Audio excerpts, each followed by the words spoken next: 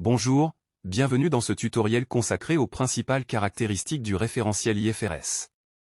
Avant de commencer, abonnez-vous et laissez un pouce. Avant d'aborder le contenu des normes IFRS, il est important de connaître les principales caractéristiques du référentiel IFRS, à savoir, une approche anglo-saxonne de la comptabilité, l'utilisation de la juste valeur, une comptabilité basée sur les principes, une information financière détaillée et l'actualisation. 1. L'approche anglo-saxonne de la comptabilité se traduit par la prééminence du fond sur la forme, l'absence de plan des comptes, la déconnexion entre la comptabilité et la fiscalité. 2. La juste valeur, elle est définie comme le montant pour lequel un actif pourra être échangé entre les parties bien informées consentantes et agissantes dans les conditions de concurrence normales. La juste valeur a pour principal avantage d'avoir une vision proche de la réalité économique.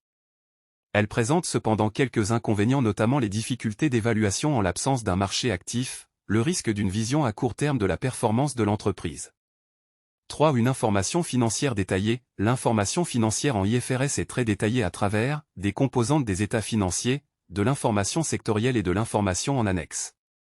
4. Une comptabilité basée sur les principes, c'est-à-dire les normes précisent les principes à respecter appuyés par des exemples d'application. 5. L'actualisation. Le référentiel IFRS impose l'actualisation des créances et des dettes dont l'échéance est supérieure aux conditions normales de règlement, c'est-à-dire plus d'1 an.